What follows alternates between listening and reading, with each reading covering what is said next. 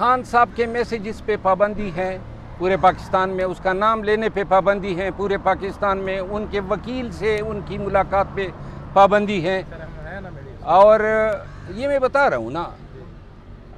ان کو قانونی حقوق لینے پہ پابندی ہے، جو جیل جہاں پہ ان کو رکھنا تھا اڈیالہ جیل وہاں رکھنے پہ پابندی ہے، جو کلاس ان کو انٹائٹل ہے اس پہ پابندی ہے، ان کے معالج کی ان سے ملاقات پہ پابندی ہے، ان کے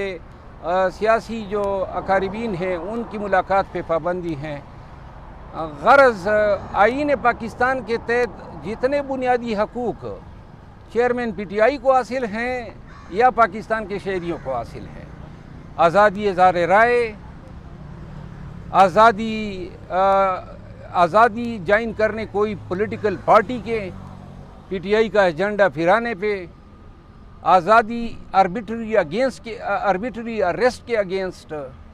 ایلیگل ڈیٹینشن کے اگینسٹ، یہ تمام بنیادی حقوق ہیں جو پورے پاکستانیوں کو حاصل ہے آئین کے تحت، لیکن عملاً جو ہیں یہ سلب ہو چکے ہیں،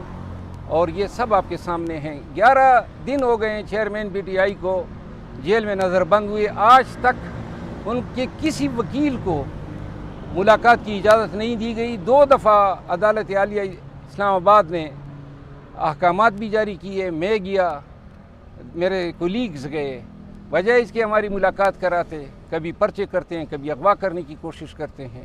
تو یہ عوامل جاری ہیں، اور ہم قانون کا سہارا لے کے عدالتوں کے پاس آ جاتے ہیں، اور ابھی بھی ہمیں امید ہے۔ آج جو بابر ستار صاحب نے جو فیصلہ کیا ہے یہ ایک تاریخی فیصلہ ہے۔ اس سے پہلے پشاور ہائی کورٹ کے آنریبل چیف جسٹس ابراہیم خان صاحب نے فیصلہ کیا تھا، ساتھ ہی لاہور ہائی کورٹ کے آنریبل جج انوار الحق پنو صاحب نے فیصلہ کیا تھا۔ یہ 3 آنریبل جج صاحبان کو میں خراج تحسین پیش کرتا ہوں کہ انہوں نے ایسے فیصلے صادر کر کے پاکستانیوں کو یہ یقین دلانے کی کوشش کی ہے کہ ابھی بھی عدالت رول آف لا پہ بلیو بھی کرتی ہیں، اور عدالت بنیادی حقوق کو یقینی بنانے کے لیے فیصلے بھی صادر کرتی ہیں، اور یہ اسلام آباد میں رول آف لا کے لیے آج کا فیصلہ جو ہے اسلام آباد کے شہریوں کے بنیادی حقوق کو پروٹیکٹ کرنے میں، رول آف لا کو واپس لوگوں کا فیتھ اور بلیف اس پہ ریسٹور کرنے میں، اور جو پولیس کی زیادتیاں ہیں، گھروں میں گھسنا، بغیر وارنٹ کے لوگوں کو گرفتار کرنا، اب سے بے جا میں رکھنا، لوگوں کو مسنگ پرسن میں تبدیل کرنا، ان چیزوں پہ جو ہیں جب یہ لوگ دیکھیں گے کہ ان کو اب توہین عدالت کے نوٹسز بھی مل رہے ہیں، اور صرف توہین عدالت کا نوٹس نہیں ہے، عدالت نے جو آج حکم نامہ لکھوایا ہے اس میں جو ہے یہ عمل جو ہے اسلام آباد پولیس کا اور ڈی سی اسلام آباد کا، اس کو قانون کے ساتھ مذاق کے مترادف قرار دیا ہے، تو یہ اس کے بڑے سنگین نتائج ان افسران کے لیے برآمد ہوگے، اور ہم عدالت کی معاونت کریں گے۔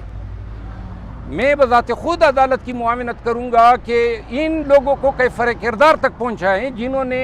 آئی جی کا یونیفارم پہن کے، اور جنہوں نے ڈپٹی کمشنر یا ڈسٹرکٹ مجسٹریٹ کی کرسی پہ بیٹھ کے قانون کے ساتھ کھلواڑ کیا ہے، بنیادی حقوق کی ایسی پامالی کی ہیں کہ جس کی نظیر پاکستان کی تاریخ میں نہیں ملتی ہیں۔ یہ لوگ جو ہیں قانون کا لبادہ اوڑھ کے، اور اسلام آباد میں انہوں نے پولیس نے ڈکیتیاں بھی کی ہیں، لوگوں کے سیف کاٹے ہیں، جو عوامل انہوں نے اسلام آباد کے شہریوں کے ساتھ کی ہیں، آج عدالت کو میں نے بتایا اسلام آباد کو انہوں نے چنا ہے حقوق کی پامالی کے لیے، اور بنیادی وجہ یہ ہے کہ یہ لوگ فیسیلیٹیٹ کرتے ہیں، اور یہی لوگ ان کو یہ کام کرتے ہیں۔ یہ کہیے گا کہ الیکشنز کی آمد ہے، کیئر ٹیکر حکومت آ چکی ہے، لیکن پی ٹی آئی کے متعدد رہنما اس وقت بھی غائب ہیں، نظر نہیں آ رہے، کمپین کیسے کریں گے؟ کہاں غائب ہیں، کہاں چھپے ہوئے، کیوں سامنے نہیں آ رہے؟ بات یہ ہے کہ پی ٹی آئی ایک قانونی جنگ لڑ رہی ہے، اور چیئرمین پی ٹی آئی کے احکامات کے تحت ہم ان کی لیگل ٹیم ہر ایک زیادتی کے حوالے سے عدالتوں کے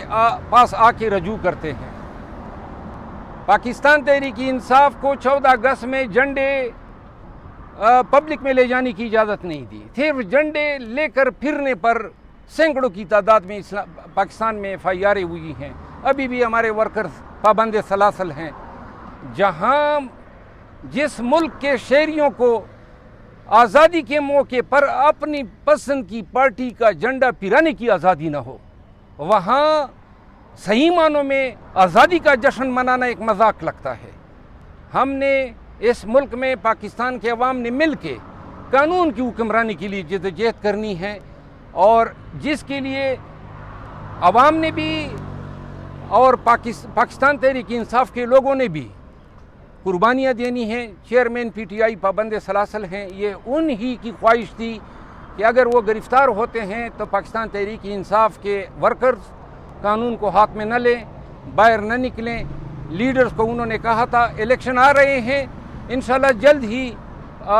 چیئرمین پی ٹی آئی کے احکامات کے تحت جو بھی فیصلہ ہوگا وہ عوام کے ساتھ ہم شیئر کریں گے۔ 22 اگست کو عمران خان صاحب کی دوبارہ جو سزا ہوئی ہے وہ سماعت کے لیے مقرر ہوگی، یا عمران خان صاحب آپ کو جلد رہا ہوتے دکھائی دے رہے ہیں، یا یہ ان کی گرفتاری، ان کی جو حراست میں وہ ماضی کا حصہ بن جائے گی؟ چیئرمین پی ٹی آئی کی اگر توشہ خانہ کیس میں رہائی ہوتی بھی ہے تو انہوں نے پلان بی کے تحت ان کو نیب کیسز میں اور دیگر ان کیسز میں گرفتار کرنا ہے جن کیسز میں ان کی ضمانت خارج ہوئی ہے، تو لہٰذا جلد گرفتاری کے حوالے سے میں نہیں کہہ سکتا ہوں، لیکن ہم کوشش کر رہے ہیں کہ جلد از جلد جن کیسز میں ان کی گرفتاری مطلوب ہے ان میں ان کی ضمانت کرا شیر افضل مربت صاحب یہ کہیے گا کہ اگر خان صاحب زیادہ عرصے کے لیے جیل کے اندر رہتے ہیں تو پاکستان تحریک انصاف کی جانب سے پی ایم شپ کے لیے کون امیدوار ہوگا، کون پی ایم شپ بطور وزیر اعظم امیدوار ہوگا پاکستان تحریک انصاف کی طرف سے اگر خان صاحب جیل کے اندر رہتے ہیں الیکشنز کے دوران؟ اگر وہ جیل کے اندر بھی رہتے ہیں تو chairman PTI Imran Khan ہی ہمارا امیدوار ہوگا وزیر اعظم کے لیے، اس کے علاوہ کوئی دوسرا آپشن ہی نہیں ہے۔ شہریار افریدی صاحب کو دوبارہ گرفتار کرنے کا خطرہ ہے، اطلاع آج ہائی کورٹ نے حکم جاری کیا ہے کہ 2 ہفتے تک وہ عدالت کے کسٹڈی میں ہوگا، کوئی بھی اس کو نہ گرفتار کر سکتا ہے، نہ کوئی اتھارٹی جو ہیں ان کو غیر قانونی طور پر حراست میں لے سکتی ہیں۔ چیف کمشنر اور آئی جی اسلام آباد کو اس کا پابند کیا ہے کہ اگر شہریار افریدی کو اس عدالت کی جورسڈکشن نے کسی نے اٹھایا تو آپ ذمہ دار ہوں۔ سر بشرا بی بی کی بھی ملاقات ہوئی ہے چیئرمین پی ٹی آئی سے، تو بتایا یہ جا رہا ہے کہ ان کو سیل میں ملاقات کروائی ہے یا کسی